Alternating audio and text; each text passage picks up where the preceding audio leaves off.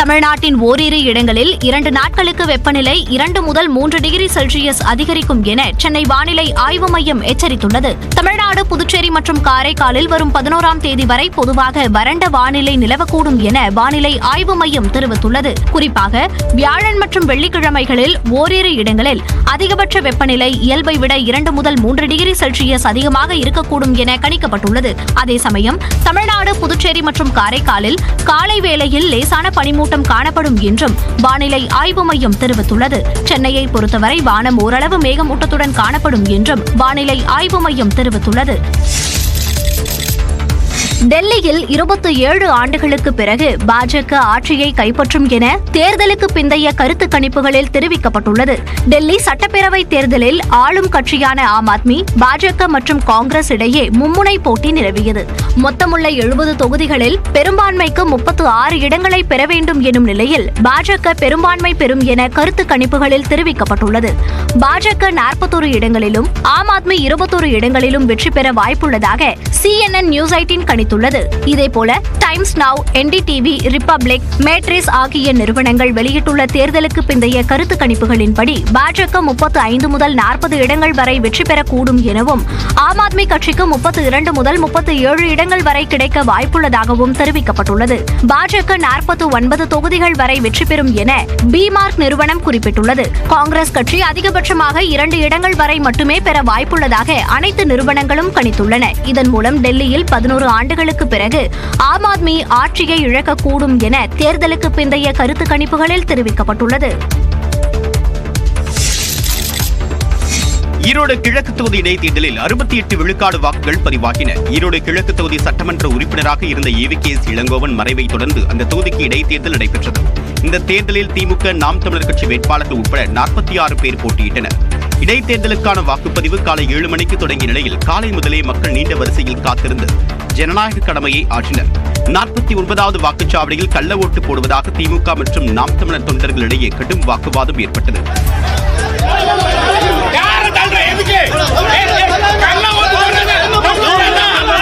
கைது செய்யப்பட்டனர். மாலை 6 மணி அளவில் வாக்குப்பதிவு முடிந்த பிறகு மின்னணு வாக்குப்பதிவு இயந்திரங்கள் சீல் வைக்கப்பட்டு பாதுகாப்பாக வாக்கு எண்ணும் மையமான சித்தோடு அரசு பொறியியல் கல்லூரிக்கு எடுத்து செல்லப்பட்டன.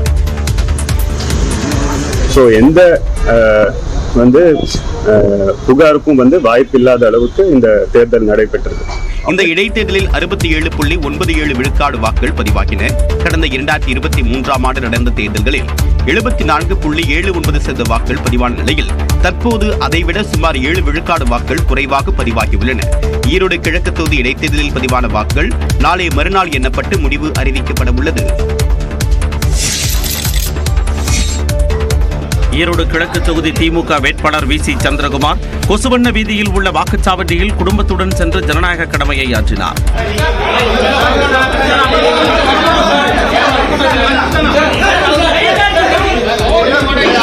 பின்னர் நியூஸ் 18 தமிழ்நாடு தொலைக்காட்சிக்கு பேட்டியளித்த அவர் திமுக வரலாறு காணாத அளவுக்கு வெற்றி பெறும் என்றார். மிகப்பெரிய வித்தியாசத்தில் வெற்றி பெறுவோம் சார். அதை நம்ம இவ்வளவுதான் சொல்ல முடியாது. ஆனா ஒண்ணு, இதுவரையிலும் ஒரு வரலாற்று சிறப்புமிக்க வெற்றியாக இது இருக்கும். ஈரோடு கிழக்கு தொகுதியில் இவ்வளவு பெரிய வெற்றி இருந்ததில்லை அப்படின்ற அளவில் இருக்கும். ஈரோடு சம்பத் நகரில் உள்ள வாக்குச்சாவடியில் மாவட்ட தேர்தல் அதிகாரி ராஜகோபால் சுன்கரா தனது வாக்கை பதிவு செய்தார். அதேபோன்று CSI மகளிர் மேல்நிலைப் பள்ளியில் அமைக்கப்பட்டிருந்த வாக்குச்சாவடியில் பாஜக சட்டமன்ற உறுப்பினர் சரஸ்வதி வாக்களித்தார். திரிவேணி சங்கமத்தில் புனித நீராடியது தெய்வீக இணைப்பை ஏற்படுத்தும் தருணமாக அமைந்ததாக பிரதமர் நரேந்திர மோடி குறிப்பிட்டுள்ளார். உத்தரப்பிரதேச மாநிலத்தில் நடைபெற்று வரும் மகா கும்பமேளாவில் பிரதமர் நரேந்திர மோடி புனித நீராடினார். 144 ஆண்டுகளுக்கு ஒருமுறை நடைபெறும் மகா கும்பமேளா உத்தரப்பிரதேச மாநிலம் பிரயாக்ராஜில் நடைபெற்று வருகிறது. இந்நிலையில் மகா கும்பமேளாவில் பங்கேற்பதற்காக பிரதமர் நரேந்திர மோடி பிரயாக்ராஜுக்கு சென்றார். அவரை அம்மாநில முதலமைச்சர் யோகி ஆதித்யநாத் வரவேற்றார். இதனைத் தொடர்ந்து திரிவேணி சங்கமத்துக்கு அரைல் படித்துறையிலிருந்து ஆற்றில் படகு மூலம் மோடி பயணித்தார்.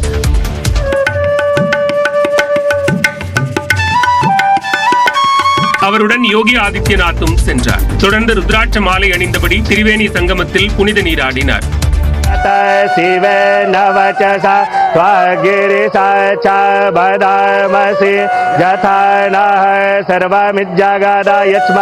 பின்னர் ஆரத்தி காட்டி பிரதமர் மோடி வழிபாடு மேற்கொண்டார். पद्भ्यां भवमर्देशाः स्तोत्रान् तथा लोकान् कल्पयन् नैवेद्यं மகா கும்பமேளாவில் புனித நீராடியது குறித்து எக்ஸ்தலத்தில் பதிவிட்ட பிரதமர், திரிவேணி சங்கமத்தில் புனித நீராடுவது என்பது தெய்வீக இணைப்பை ஏற்படுத்தும் தருணமாக அமைந்ததாக குறிப்பிட்டுள்ளார். முன்னதாக நாடாளுமன்ற விவகாரத்துறை அமைச்சர் கிரண் ரிஜிஜுவும் திரிவேணி சங்கமத்தில் புனித நீராடினார்.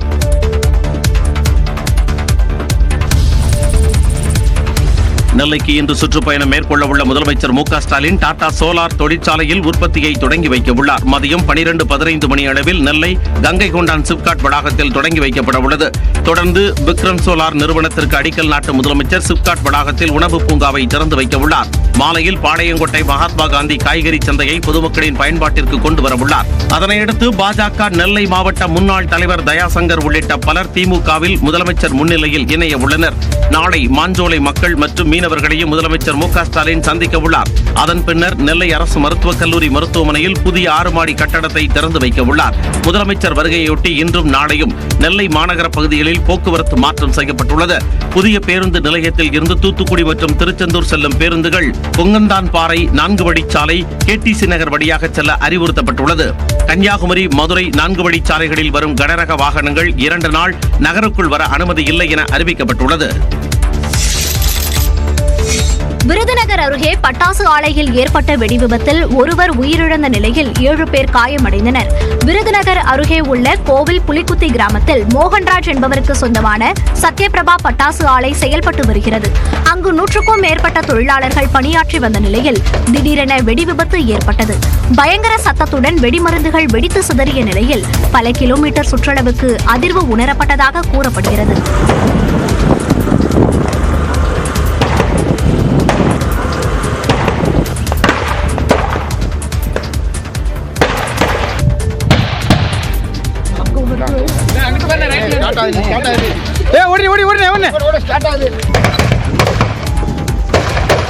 ஃபேன்சி ரக பட்டாசுக்கான மூலப்பொருட்களின் கலவையை தயார் செய்து கொண்டிருந்த போது வெடிவிபத்து ஏற்பட்டதாக கூறப்படுகிறது. இந்த நிலையில் படுகாயமடைந்த 6 பெண்கள் உட்பட 7 தொழிலாளர்கள் மீட்கப்பட்டு விருதுநகர் அரசு மருத்துவமனையில் அனுமதிக்கப்பட்டனர்.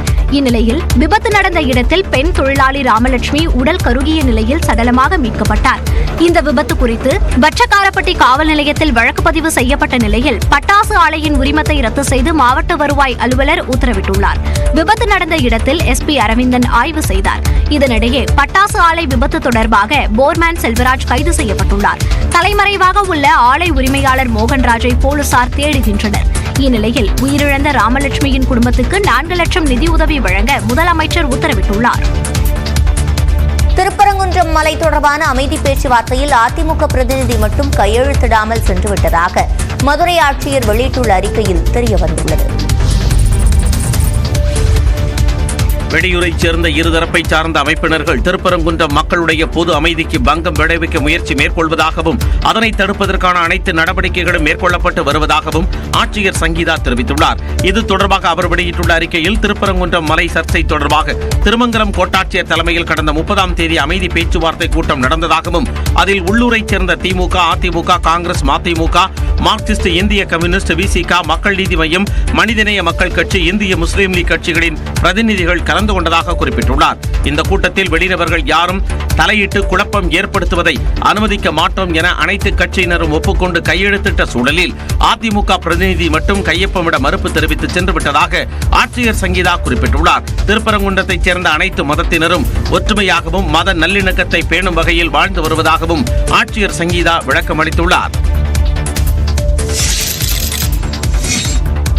திருப்பரங்குன்றத்தில் மதவாதம், இனவாதத்தால் மக்களிடையே பிளவை ஏற்படுத்த பாஜக முயற்சிப்பதாகவும் வெளியாட்கள் மூலம் கலவரத்தை ஏற்படுத்த முயற்சிப்பதாகவும் இந்து சமய அறநிலையத்துறை அமைச்சர் சேகர்பாபு குற்றம் சாட்டியுள்ளார். சென்னை ஓட்டேரியில் செய்தியாளர்களை சந்தித்த அவர் வட மாநிலங்களைப் போன்று தமிழ்நாட்டில் கலவரத்தை ஏற்படுத்த முடியாது என்றார். எச்ராஜா அண்ணாமலை போன்றவர்களுக்கு சொல்லிக் கொள்வது என்னவென்றால், எங்கள் முதல்வர் எங்களை கொஞ்சம் அடக்கி வாசிக்க சொல்லியிருக்கின்றார். நீங்கள் வட மாநிலங்களைப் போல் இங்கும் கலவரத்தை ஏற்படுத்த வேண்டும் என்று நினைக்கின்றீர்கள். இங்கே இருக்கின்ற முதல்வர் உறுதிமிக்க முதல்வர். திருப்பரங்குன்றம் பிரச்சனை மூலம் அரசியல் குளிர்காய நினைக்கும் பாஜகவின் வாக்கு சதவிகிதம் எதிர்வரும் தேர்தலில் 0 அடையும் என்றும் சேகர்பாபு எச்சரித்தார். இந்த திருப்பரங்குன்றம் திருக்கோயிலை பொறுத்தளவில் தர்கா, இந்த கோயில் பிரச்சனையில் அவர்கள் எடுத்திருக்கின்ற நடவடிக்கைகளால் அவருடைய வாக்கு சதவீதம் 0 அடைந்தாலும் ஆச்சரியப்படுவதற்கில்லை. திருப்பரங்குன்றம் கோயிலுக்கு விரைவில் தான் செல்லவிருப்பதாகவும் சேகர்பாபு தெரிவித்தார். மதுரை திருப்பரங்குன்றத்தில் மீண்டும் இயல்பு நிலை திரும்பியதால் காசி விஸ்வநாதர் கோவில் மற்றும் சிக்கந்தர் தர்காவில் வழிபாடு செய்ய பக்தர்கள் மலை மீது அனுமதிக்கப்பட்டனர். திருப்பரங்குன்றம் மலை விவகாரத்தில் பாஜக இந்து முன்னணி மற்றும் அதன் ஆதரவு அமைப்புகள் செவ்வாய்க்கிழமை நடத்திய ஆர்ப்பாட்டத்தால் பதற்றமான சூழல் ஏற்பட்டது. இதனைத் தொடர்ந்து புதன்கிழமை காலை அமைதி நிலை திரும்பியதை அடுத்து பக்தர்கள் மலைமேல் சென்று வழிபாடு நடத்த அனுமதிக்கப்பட்டனர். எனினும் கூட்டமாகவோ கட்சியினரோ இயக்கங்களோ செல்வதற்கு தடை விதிக்கப்பட்டுள்ளது. மேலும் பால், குடிநீர், பிஸ்கட் போன்ற உணவுப் பொருட்களை தவிர மற்ற உணவுப் பொருட்களை கொண்டு செல்ல தடை நீடிக்கிறது. கோவிலுக்குள் போராட்டம் நடத்திய 195 பேர் மீது 6 பிரிவுகளின் கீழ் காவல்துறையினர் வழக்கு பதிவு செய்தனர். இந்த நிலையில் காங்கிரஸ் கட்சி சார்பில் வியாழக்கிழமை திருப்பரங்குன்றம் முருகன் கோவில் மற்றும் சிக்கந்தர் பாஷா தர்காவில் வழிபாடு நடத்த இருப்பதாக அக்கட்சியின் மாநில தலைவர் செல்வ பெருந்தகை தெரிவித்தார். திருப்பரங்குன்றம் ஆலய வழிபாடு செய்ய செல்ல இருக்கிறோம். அதே நேரத்தில் சிக்கந்தர் பாதுஷாவையும் வழிபட இருக்கிறோம். திருப்பரங்குன்றம் விவகாரத்தில் தமிழ்நாடு அரசு எச்சரிக்கையுடன் இருக்க வேண்டும் எனவும் செல்வ பெருந்தகை தெரிவித்தார்.